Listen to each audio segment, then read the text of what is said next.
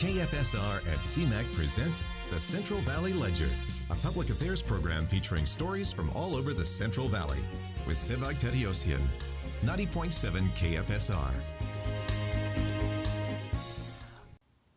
I'm your host, Sevag Tateosian. Welcome to the Central Valley Ledger. We're recording out of the beautiful downtown Fresno studios of the Community Media Access Collaborative, Fresno Clovis. Our guest is Chef Varouj. He's back for part two. We enjoyed part one so much that we had to invite you back. Welcome back, fun. Chef Varouj. Thanks for having me again.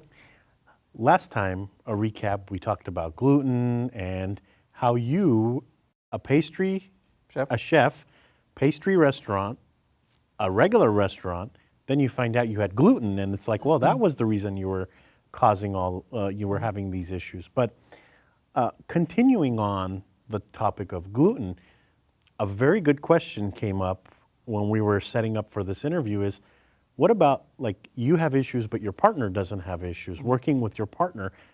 What do you have to say about that? Because let's say I have gluten issues, but my wife doesn't have gluten issues. And it's like, well, you know, she wants to eat the wheat and the breads and the stuff like that. Talk about that. That's very typical, actually. There's a lot of families that deal with that issue. They might have a child who is, or the mother might be, or one of the parents might be, but not everybody else. There's a lot of ways you could go around it, but the bottom line comes down to your environment is not 100% gluten-free, and you're not going to see all the benefits that you should be seeing from going gluten-free, right? So you're sacrificing to some extent on your health just to make everybody else happy as well. But the good thing about it is that you could do it. Everybody could go on gluten-free diet today. You don't have to sacrifice. Hold on. We could. You could. But no, there's a lot have changed though. Over the years, a lot have changed. But the main question becomes like, why do you need to have gluten, right? You need breads. I could answer the question. Bread and rice are my favorite. You can have rice, there's no gluten in it. Okay. Right? But you need the bread. There's no such thing as essential carbohydrates anywhere in the size. You have essential fatty acids, you have essential, right? The proteins and fats, but you don't have essential carbohydrates. Doesn't mean you don't need it, no. But you're getting carbohydrates also from other sources. Could be vegetables, could be potatoes, rice, right? Other starches. The question goes again to, do you really need it? Now, it all depends also from person to person, right? From situation to situation.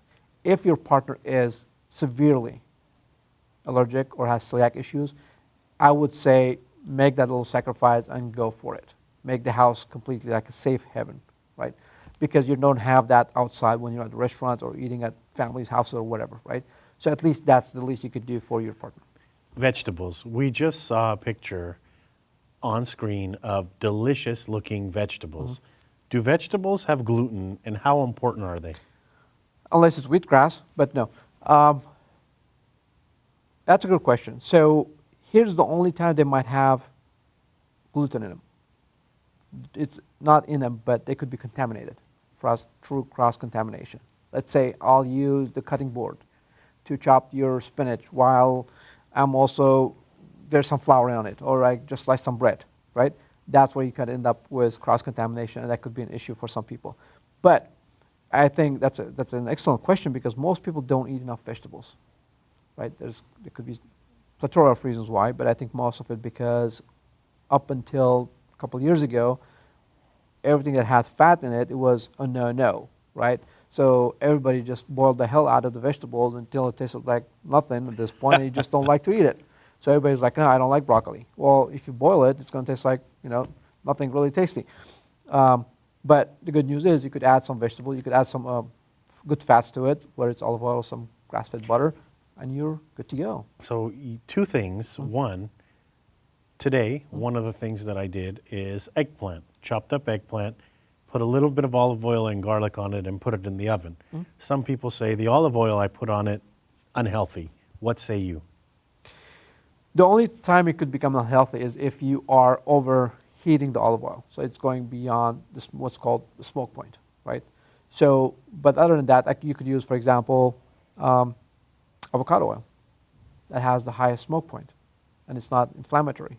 See, some of the oils that we use, let's say it's vegetable oil, canola oil, soybean oil, they're actually inflammatory oils. You might want to remove or reduce the use of them. Olive oil, it might get damaged if it's pure extra virgin olive oil because it still has some particles of olives, so it's easier to damage. But if it's regular oil, you still have some room for it. So in the oven, it might not be as bad. And I don't know why I do this, but when I go, I look for extra virgin olive oil. Sure, it tastes much better. So, but I wouldn't fry in it, but I don't think in the oven the olive oil is getting at that high temperatures. That's over, 400 degrees, right? So I don't think it's a big issue. You brought up contamination, cross-contamination. And so there are times where I'll chop vegetables on a cutting board, and then I'll chop something else on the same cutting board, and then my wife says, you're cross-contaminating. And I tell my wife, no, but it's only a little bit. It's not that much. What you're saying is that little bit may impact you. Depends what it is, though. So that's could be, you could take that in any directions you want. In gluten issues, absolutely. Of any allergies, absolutely. Some people may have shellfish allergies, or it could be peanuts, or it could be nuts, or it could be anything, right? So in that cases, absolutely. There's no leeways in there. If it's chicken, obviously, you don't want to do that. It doesn't matter if it's just a little bit. It doesn't matter if it's just a drop, right? Especially if you're going to eat that salad raw, right? Because you're going to have salmonella issues. So it ultimately depends what it is, but I would say 99.99%, right? It's a no-go. You want to avoid that. So the other part, I used to never shop at these stores, these fancy stores, I used to call them, of natural foods, and we all know what we're talking about. But as my sister lost 170 pounds, she changed her lifestyle, and she shops at other stores, but she'll go to these natural stores for specific products. So I tag along, and we make it a weekend. I take my kids and my wife, we go. That's awesome. Yeah, so we go to several of the stores.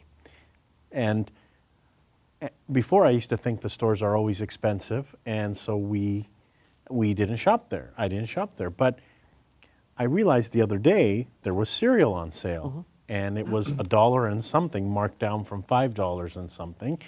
And that's cheaper than what I buy my cereal for at the store. So as soon as I pointed it to my sister, pulled it out, she said, that has a lot of protein, fiber, that's a good product. So 2 questions. Number 1, not everything at these natural stores are expensive, correct? Correct. I mean, that's kind of a generalization, assuming that because it's a brand name or, high-end store, everything else is going to be. They'll have to play their games of attracting different customers and getting rid of certain products, right? So you're going to find the sales, you're going to find great deals in there. And one thing you brought up is that she uses them for certain products, right? There's certain products that you want to get from certain places, but it doesn't mean you have to do all your shopping there just because, right? Organic food, perfect example, right? You could find organic food at box stores for half the price that you would find in regular stores, let's say, right? Your fancy stores.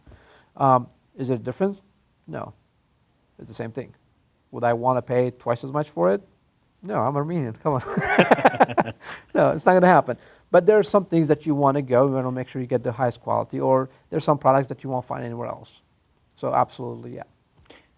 Now that we're talking about this, I want to add one more question. Usually, I shop at the cheapest place. And I save money, and I get excited when I find these deals. But there are places that have better quality than others, correct? Box stores? It depends what it is, though. What are you buying, right? There's some stores where they go through, say, vegetables, perfect example, or certain herbs more often than others, right? They're not known as, let's say, the expensive places. They still have the organic, or they even have the regular, like conventional. Their price is much cheaper than other places, but they go through volume. So does that make them less of quality? Not really, right? Again, if you compare organic to conventional, that's a whole different approach, different comparison. But it doesn't mean that if it just a store has a name or it doesn't have a name, all their products falls under the same thing. Would I buy certain things, for example, certain meats or certain cuts from everywhere? Probably not. Most places, you kind of know where you could get the better product, quality product. Ultimately, you're going to pay for the good quality, right? You're getting what you're paying for. Like I mentioned earlier, some things, though, you're paying for the name or the brand or the store name versus others. But nonetheless, when it comes to higher quality products, you're going to pay the price because everything else costs a lot more. And the higher quality products, do they make such a good impact on the body? Some people say, I'm going to spend a little more on this product because it's my body. I'm putting the product in my body and my body's priceless. What say you? So you have a point in there. You have only one body, right? It's the way I say it, it's your business. If you don't take care of it, you'll be out of business. You have nowhere to live, right? But on the other hand, we were talking earlier, I just read this recently where it basically says the parts are expensive, repair is very costly, and you don't have, it doesn't come with a warranty. You can't return it. So you're stuck with that. So you better take care of it. But from that perspective, it really depends on what it is, ultimately, right? Yeah, you want to nourish your body because literally we don't have a healthcare system. We have a disease management system, right? So it's up to you to take that in your hands. I think Edison said it right way back in the old days, right? The doctor of the future will no longer cure disease with medicine, but will prevent disease through nutrition, right? Will cure the frame through nutrition. So I think the time is here now, that future is here now. So we have all the information, we have all the knowledge. It's just about us to kind of start adapting. Sometimes, you know, if you were going to talk about budgeting, you might have to switch around certain things and really put your body, your health before anything else, because obviously, like, you have 3 kids, right? What's more precious for you? Yeah. That or having a big house? I mean, I don't even know if you have a big house, but I'm just throwing it out there, right? Yeah, yeah. Being there for them, being there for your grandkids, being able to play with them, and perhaps not save as much and just enjoy those moments with them, right? Creating those memories, or having all the savings but to not have that the health, whether it's mental or physical health, to be there and enjoy those moments and be there for them. So you got to make the call. I get excited when I eat a lot of vegetables because I You think should like I think I'm doing a good thing, and we eat a lot of vegetables. That's at awesome. home.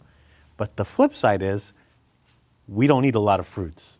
So tell us, like, is there should we be doing a little bit of both, or could we be doing a lot of fruit and not so many vegetables? No, not necessarily. I would go for vegetables simply because you got a lot more fiber, you got more nutrients, but also you don't have as much sugar in them, right? Good point. So it's not affecting your insulin. Most people are diabetics. Obesity is somewhat very directly related to diabetes, right? Although not all diabetics are obese or overweight, right? But if you are, I think you're doing the right thing. You would go with some fruits, but do a lot more vegetables because, once again, you don't have as much sugar in them. Vitamins. I take vitamins, and they're the gummy kind, and I feel good when I take them because I think that I'm getting a lot of vitamins in. What's your take on vitamins? There's a lot of different studies on that. You know, some say that when you take multivitamins, it's almost like getting paid minimum wage, right? So you're really not getting anything out of it. Personally, I stick to what you call practitioner lines of vitamins. They're far more expensive, unfortunately, but at least I know the quality is far superior, and the control is much more stricter than what I would find, let's say, online or any stores, right? So there's more FDA control in there. So I would stick to, first of all, I would find out what am I deficient on. Like, we know for a fact most people are deficient on vitamin D. Just like, it's funny you say that. My doctor says the same thing. Yep. So because it's a fact, right? I think we've created this whole thing of, like, you can't go under the sun, you get cancers and blah, blah, blah, blah, blah. So most people avoid all that stuff. Now we don't get it naturally, so we're really deficient. And some studies show that vitamin D is not actually a vitamin, it's actually a hormone. So it has a whole lot of different benefits than just a vitamin, you know, just being a vitamin. So yeah, most people are actually deficient on vitamin D. I think the statistics said it was 70%, I believe. So just like water, most people don't drink enough water. So again, it goes hand to hand, so to speak. But yeah, I would first of all find out what am I deficient with, and then supplement it specifically with that. Because if you are, in this case, vitamin D, right? If you don't have enough vitamin D or your body's not making it, if you're deficient with vitamin D, taking a pill is not going to do it. You might have to go up to 10,000, 15,000 units, right? So, but that has to be regulated by your doctor or nutritionist or somebody or a practitioner. So, let me ask you about stress. Mm-hmm. A lot of people I talk to the word stress comes in. Mm-hmm. Me, myself, too, I'm guilty of it. Oh, I'm a little stressed out, a lot going on in life, stuff like that. Mm-hmm. Talk about stress and food. Are there foods that help with stress?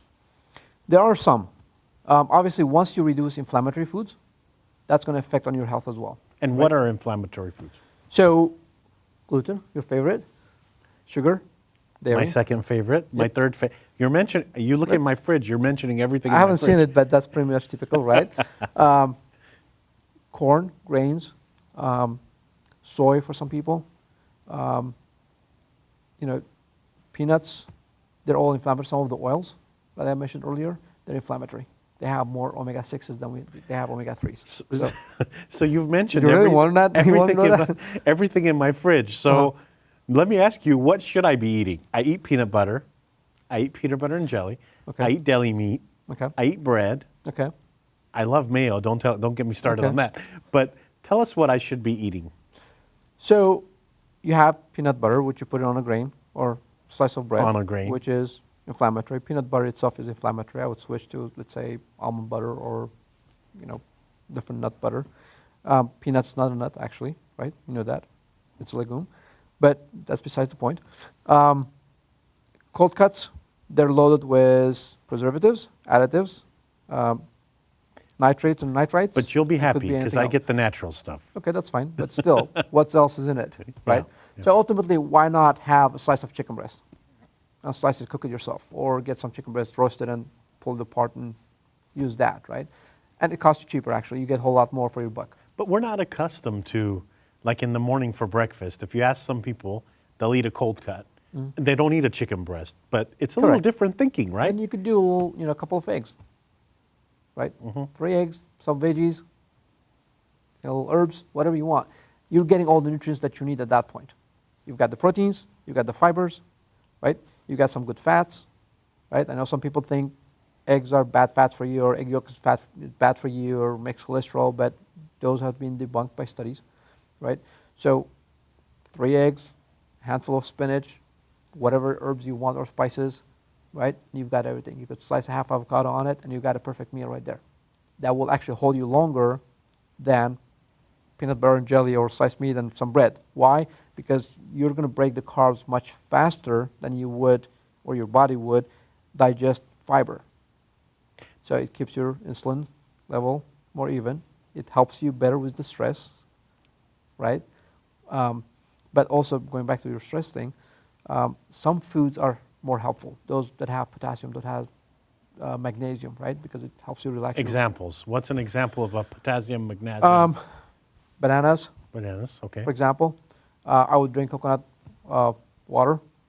Is in our, instead of let's say a soda or whatnot, it has, or Gatorade, as it's referred to as like a high in. Help me out here in electrolytes. Yeah. Right. Coconut water is actually natural, and has electrolytes as well. Sweet potatoes are great for that. Again, it gives you some carbs, like good carbs. Let's see what else. Can't think of it now. Magnesium and potassium, important things. Oatmeal. What's your take on oatmeal? Because a lot of people have oatmeal in the mornings. Mm-hmm. Is that a inflammatory food, or is that a good food? Or it's not. So here's when it becomes inflammatory. What do you add to oatmeal? Syrup or sugar. What's the syrup made of? Sugar. Corn syrup or high fructose corn syrup. That's when it ruins it. Now, if you make it with, let's say, you add a handful, like I do it often, I add a handful of chia seeds in the oatmeal. I'll add a handful of sliced almonds, and I'll do a sugar-free substitute. You're making things boring. No, I'm just playing. No, it'll get pretty spicy. You can spice it up, right? You could add sugar substitutes. Could be erythritol. Some people might use, you want to do honey, that's even better for you than regular sugar. You could do molasses, at least it has some nutrients in them. Yeah. So if I'm doing pancakes or oatmeal, I could add honey to them instead of syrup.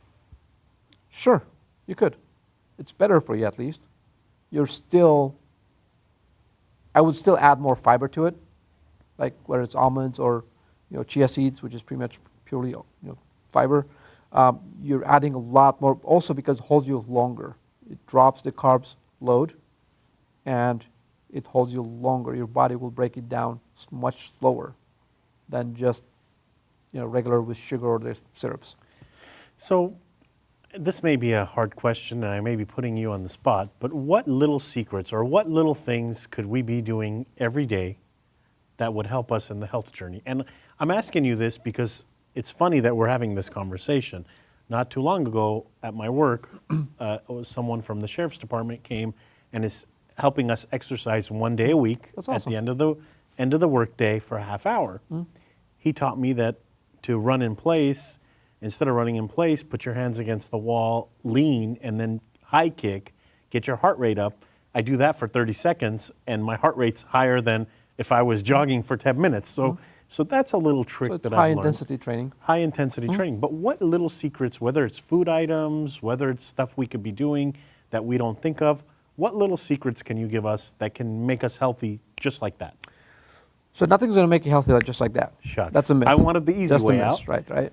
But there's 5 things you could do, 5, 6 things you could do. Let's approach each one of them. Right. Earlier I mentioned that food is one part of the whole picture or the puzzle. So that's your nutrition. That's the biggest part. Right. You remove inflammatories. You replace them with anti-inflammatories. All right. We could talk more about categories if you'd like, if we have time. Your sleep. That's a good point. I Affects forgot on your about stress. I forgot right? about the sleep. Exercise, obviously. Too much of it might be not good. Too little, obviously, it's not good. And then your toxins, detoxification, right? So there's 5 factors you have to address. So what you could do, if you haven't exercised, you exercise a little bit more, that's perfectly fine. But understand that exercise for weight loss and exercising to keep the lost weight off is a different thing. So you got to understand what you're doing, right? Definitely getting your heart rate going, absolutely, it's perfectly fine. But, it helps your muscles, it helps your heart muscles, it helps with circulation, all that, perfectly fine. But you cannot, keep that in mind, you cannot outperform a bad diet. That's got to be your base. So if I eat fried food and ice cream and all that stuff, I cannot work out to lose it all. You're laughing, but what most people do, I right? agree. We have this understanding that I deserve it, right? So we get on the treadmill, we run for 20 minutes, we count the calories on there, and we burned X amount of calories. And then guess what? We deserve it. We worked out for it. What do? You stop at the coffee shop, you get extra whatever, double shot of sugar and this and this and the other, or whatever, right? So what you did, you just replaced, let's say, just for the sake of argument, 400 calories with another 400 calories. What did you get? Nothing. Bunch of inflammatory foods that actually made it worse for you. You're right. You're adding more stress to your system. Okay. You're getting more. See, the thing is, most of us, we think about stress in a couple different ways. How much time do we have? So I know how short to cut it. About 3 minutes, so we're running out of time. All right, so there's good thing about stress and there's bad thing of stress, right? The chronic stress, that's what's killing us. Otherwise, the other stress, which is a good thing because that's what keeps us going, right? It pumps adrenaline in case of an emergency, it gets you out of the road or, keeps you in safety. But the chronic stress that most of us suffer, that's what's causing all the issues, right? We say stress can kill you because it's not only just, it's dumping a bunch of sugar in your system because that's how we're built, right? We're adrenaline, right? That's your flight or fight hormone. But what happens in that case? You got a bunch of sugar in your system. Even though you're not eating sugar, but your system is making sugar because we're built for that. That's our first source of energy, right? And then we dump in, insulin comes in. Insulin's job is to take that and take it to your muscles so they could be properly used. But when you're not using your muscles, guess what? Muscles doesn't want any more sugar. It goes rejected, it goes back to the fat cells. Fat cells are always ready to accept it, right? So it's creating more inflammation in your system. The more fat cells, the more, adrenaline you have going on, the more damage you're doing to your cells. The more inflammation, the more damage. There are little things in your cells called mitochondria. They're almost like your factory, your energy burning factories. But when you damage your cells, you have less of those to burn, right? Good point. So that's why you have to manage your stress. And it's very easy. It could be very simple. It could be as simple as closing your eyes for a few minutes, a couple times a day, and breathing in, breathing out. Or going for a walk, right? Meditating could be, again, simple things you could do to address those things. Avoiding crazy foods, avoiding, what we call circuit workouts, right? You see people jumping from this side to the other side, upper body, lower body, and, high intensity and the cardio and this and the other. Well, your body gets confused at that point. Actually, that creates more inflammation in your system, right? It stresses up your system even more. So there's lack of sleep. Most people don't think about it. Most people go like, oh, I'm fine with 2 hours. There have been a ton of studies showing how you can't do that, right? You got to get 8 hours to give your body enough time to recover, to detoxify. In fact, we know that your brain dumps a bunch of neurotoxins in your sleep into your body to detoxify itself. Interesting. All right? So get some more sleep. If you get nothing out of this, get some sleep. Manage your stress. Understand what you're working out for. Maybe hire somebody who understands it and work with them. If nothing, at least walk 30 minutes a day. It's something better than nothing. Change your eating habits, right? Avoid the sugars, avoid the carbs, avoid all that. Replace them with good proteins, lots of vegetables, good fats. Drink a lot of water. Most people don't drink enough water. You want to get half your body's weight in ounces when it comes to water. Most people go like, hell no, I'm not drinking as much water. Well, it's too bad because your body is built of 60% of water. On that note, those have been excellent tips. We could talk to you for hours and hours and hours, but we are out of time this week on the program. Again, thank you for coming on. Thanks for having me. For this 2-part series about health and gluten and exercise and all that stuff. How can people get in touch with you if they hear this and they say, I want to reach out to that Chef Varouj? Sure, I'll be happy to help them. They could go to my website at www.realfoodismedicine.com. That's my belief, obviously, if you haven't figured that out.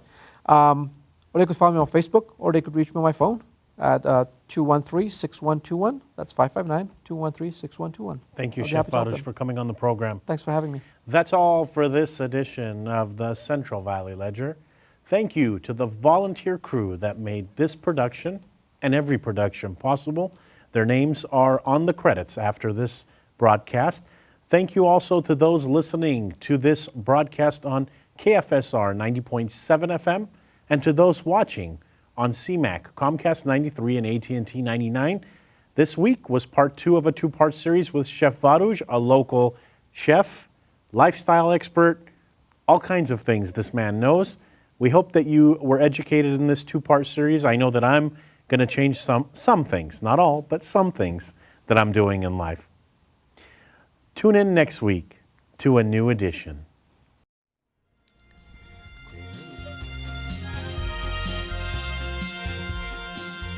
KFSR and CMAC present the Central Valley Ledger every Sunday morning at 11:30. For a complete program schedule, visit kfsr.org.